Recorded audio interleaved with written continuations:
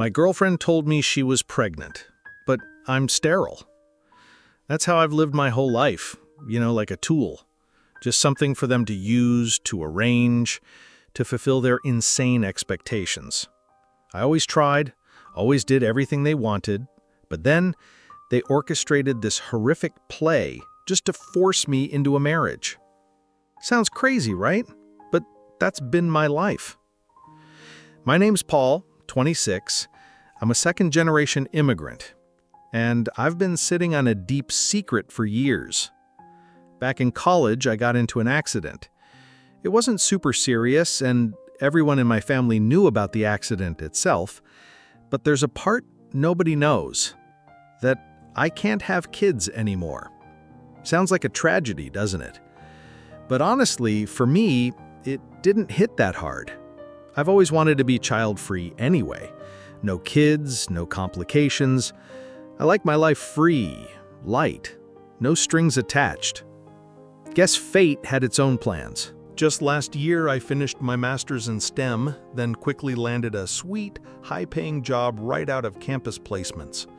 Everything felt perfect, almost too perfect.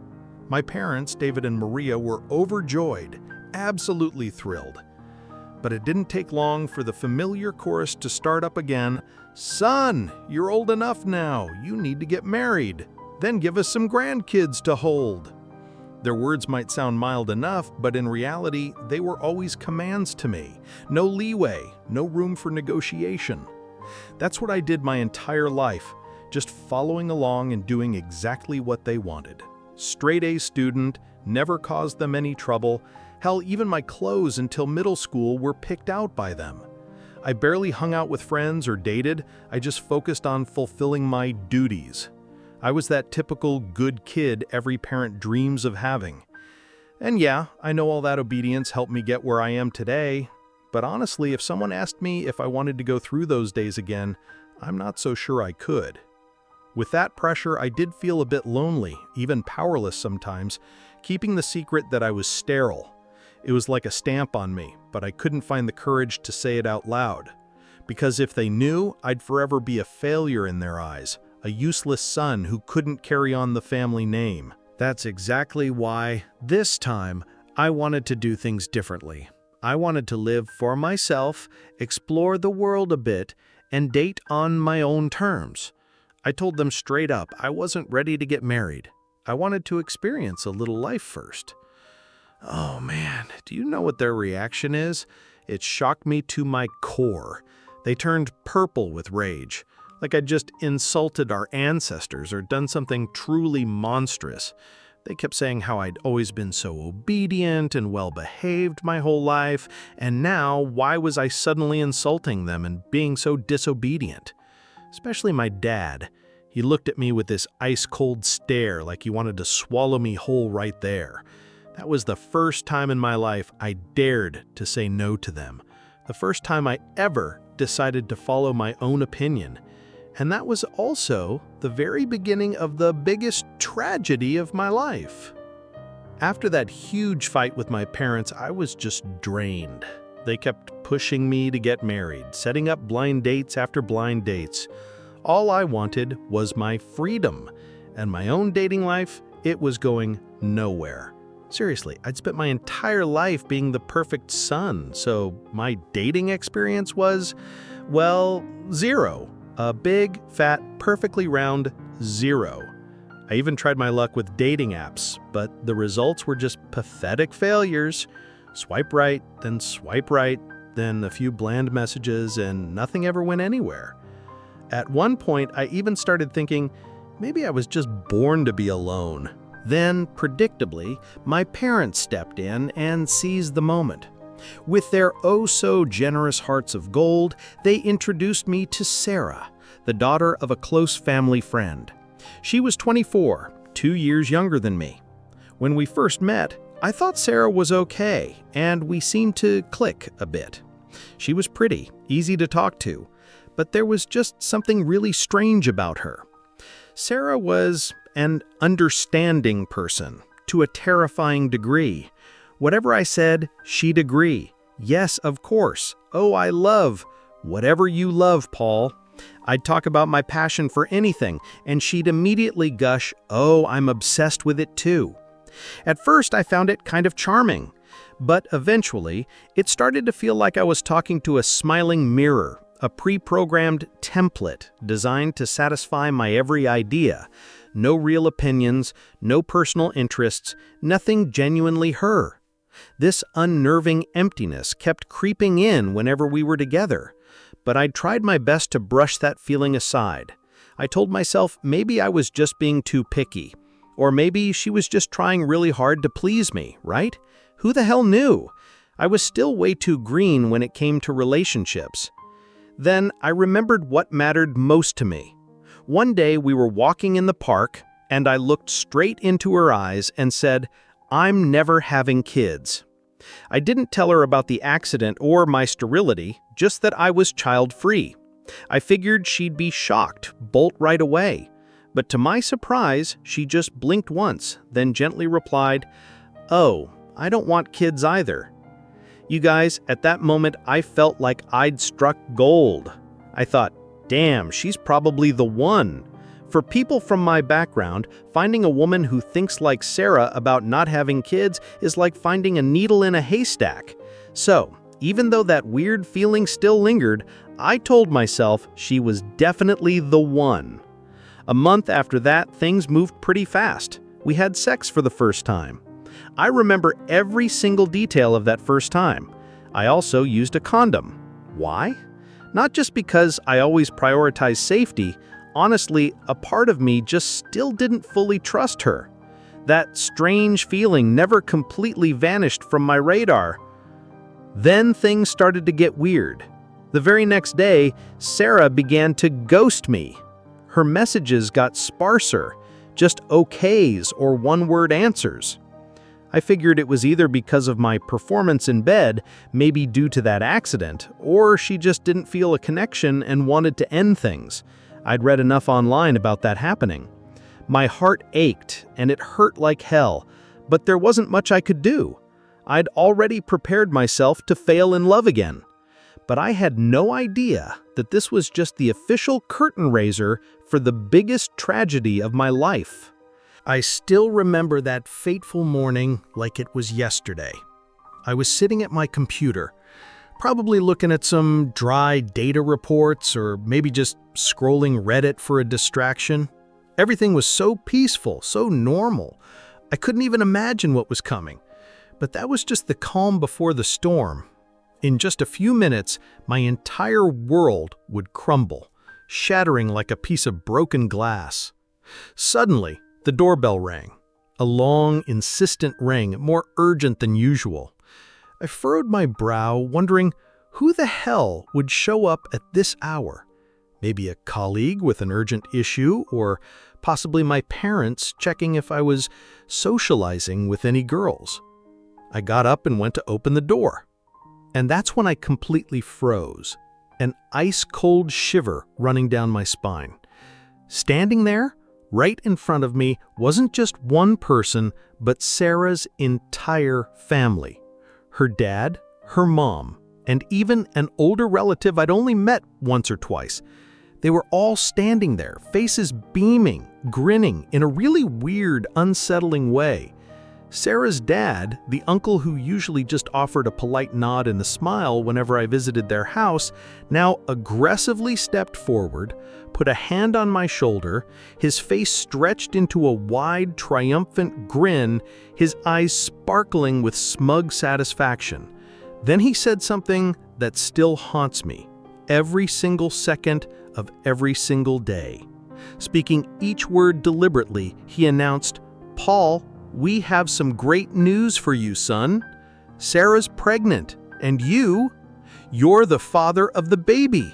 Finally, you've fulfilled your duty. We're so happy for you. Now everything will proceed exactly as it should." In that moment, I felt like a colossal 1,000-ton rock had just dropped straight onto my chest. The air in the room seemed to thicken, suffocating me. My ears rang, and I couldn't hear anything but one single word repeating in my head, like a death knell echoing everywhere. Sterile. Sterile. A dizzying, swirling sensation washed over me, making me want to collapse right then and there. Sarah's family just kept talking. They talked about wedding plans, about a man's responsibility, about the grandchild they'd been waiting for. Their voices droned on in my ears, but I couldn't make sense of a single word. Everything around me was spinning. I looked over at Sarah. She stood there, head bowed. It wasn't shame, it was a fake modesty, a performance meticulously rehearsed. She wouldn't meet my gaze, and I knew that averted glance would betray everything. My world, everything I'd ever known, had just crumbled right before my eyes, and I, a 26-year-old man, stood there, completely helpless. I couldn't utter a single word, because the secret I'd hidden for so long had now become their fatal weapon, a knife they used to stab me in the back, and I knew hell had just begun. That night, after Sarah's whole family finally left, I was just a shell of a person. My brain kept buzzing, replaying that one line. Sarah's pregnant and I am the father. Except I'm sterile. The shock, the rage, and then this overwhelming terror. Every thought spiraled frantically in my head. But the biggest one was that Sarah had betrayed me, and now she wanted me to take responsibility for some guy I didn't even know. That thought was sickening. I called my boss, asked for time off immediately.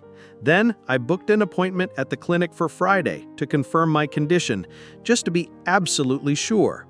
After that, I ran to the store and bought a bunch of pregnancy tests. That night, I messaged Sarah, demanding she come to my place first thing the next morning, alone. I wanted to confront the truth, to find out what the hell was really going on. Around midnight, a thought suddenly flashed in my head. I called my parents right away. On the other end, my mom picked up, her voice surprisingly cheerful, almost giddy. She said, "Son, what's up? Why are you calling so late? Do you have some good news for your father and me?" My heart dropped to my feet. "What are you talking about, Mom?" I asked, my voice trembling. She immediately pretended not to know, stammering out some evasive answers. Right then, another piece of this disgusting puzzle clicked into place. My mom wasn't surprised by my call. She knew beforehand. She knew everything. They had actually done this. I hung up, not saying another word. That night, a 26-year-old man, someone who had done everything to appear strong, cried harder than he had since he was in 8th grade. Not just because he was betrayed by a girlfriend, but because of the gut-wrenching feeling of being betrayed, manipulated by the very people who gave birth to him. That pain, it tore me to shreds. The next morning, just as arranged, Sarah showed up, but not alone. She arrived with her parents and a huge gift basket. I guess they thought I'd called them over to discuss wedding plans. I told them to wait outside and only let Sarah in. Sarah's dad immediately blew up. "What? What is this guy trying to do to my daughter? We're Sarah's parents. We have to come in with our daughter." I refused flat out. "Either you all go back or she comes in alone. You choose." In the end, they grudgingly agreed, but their faces were livid. I slammed the door shut.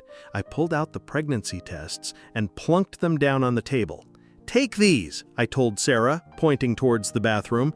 "Prove to me you're actually pregnant." You know what Sarah did after I said that? After a moment of shock, she stared at the tests. Then suddenly she started screaming like a maniac.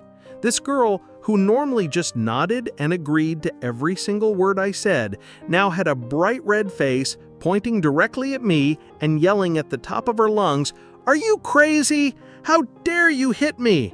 How can you be so cruel? He doesn't want to take responsibility. He hit me." I was utterly shocked. Not only was she acting completely wild, but she was also blatantly lying to blame me. Immediately, Sarah's parents burst through the door like a storm. They too started screaming, attacking me with the most disgusting insults. "You bastard! How dare you hit my daughter? You're irresponsible. You're inhuman. What have you done to my daughter?" Sarah's dad lunged forward, trying to grab my collar, but I quickly dodged out of the way. Everything was pure chaos. Just then, another doorbell rang. Everyone spun around, looking towards the door. It was an image I'll never forget. My parents were standing there. With them were a few close relatives, aunts and uncles I barely knew, the ones who'd been the most zealous about pushing me to get married. They weren't shocked or angry at the chaotic scene in my house, not one bit. Instead, my mom looked at me with an expression of utterly disgusted disappointment. Then she said, her voice ice cold, "Paul, what the hell are you doing? Why aren't you cooperating? We've planned all of this out so thoroughly." Even though I had vaguely suspected, hearing those exact words come out of my mother's mouth, my world completely collapsed for the second time, and this time it was permanent. A tidal wave of lies swept through, violently washing away everything I had ever believed in. The betrayal wasn't just from a stranger. I had been betrayed and manipulated by the very people who gave birth to me, the ones I had spent my entire life trying to please, trying to achieve everything they wanted, and this is what I got in return. My dad stepped forward, his face still chillingly calm, and then he raised his hand and slapped me. He spoke plainly, each word distinct, his voice as monotonous as if he were reading a business contract. "Paul, stop resisting. Sarah isn't pregnant. That was just our plan. Don't think you're so smart. You think you can escape us? Everything you have, from this job to this house, it's all thanks to us. You belong to us." I don't remember how I collapsed to the floor. Feeling the sting of that first slap in my life, I cried so loudly, sobbing with every breath. My tears streamed down not just from a little pain, but from all those years of suppression and control finally bursting out. When my parents tried to make peace and console me, they kept droning that same old chorus, "We know what's best for you." They still saw me as nothing more than a child, and honestly, I was acting like one. Unable to take it anymore, I sprang to my feet, eyes bloodshot, pointing directly at them, every single one of them. Then I screamed in the native tongue I used to curse them, "Get the fuck out of my house! You are not my parents, you are demons! Even if you're dying, don't ever call me, I don't care! Get out, all of you, get out!" For the first time in my life, I saw my parents freeze, Sarah's family too. There was a hint of fear in their eyes. They recoiled, stood in silence for a moment, then quietly left. Right after that, I blocked all of them, every single one. My life, everything I had ever believed in, died right there in my own home. The first few days after that horrific fight honestly were hell. My phone wouldn't stop ringing. Texts piled up from relatives, aunts, uncles, you name it. They were calling, messaging, trying to force me to reconsider, to be reasonable, to think about my parents. It was absolutely disgusting. That whole crocodile tears act to manipulate my feelings, I could smell it a mile away. I had to draft a short, cold message and send it to all of them. "Sorry, no more contact. If you don't respect that, I'll block everyone." After 2 days of being harassed like a terrorist, they finally went silent, dead silent. And that's when I finally breathed a sigh of relief. That feeling was like a huge, heavy rock that had been weighing down my chest for years suddenly lifted. It wasn't just the burden of that fake marriage scheme, it was the weight of my entire childhood, of decades spent living in their shadow, under their expectations and control. I wasn't just Paul. I was the good son, the smart kid, the son who had to get married and give them grandkids. Now I felt like I was being reborn. I knew I needed to heal, so I reached out to Emma, my closest friend. She's the only person I trust completely. I told Emma everything. About being sterile, the accident, and the disgusting play my parents had orchestrated.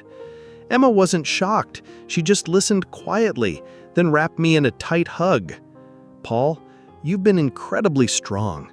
They don't deserve you." Having a friend like Emma, that's worth more than any fortune. And then I made a decision I'd been contemplating for a long time but now finally had the courage to go through with. I booked an appointment for a vasectomy. Sounds crazy, right? But for me, it wasn't just a medical procedure. It was a statement, a defiant declaration to the world, and more importantly, to myself. A declaration of my autonomy, of being the sole owner of my own life. No one, not even my birth parents, had the right to decide my future anymore. A lot of people ask me, will I ever tell my family about being sterile?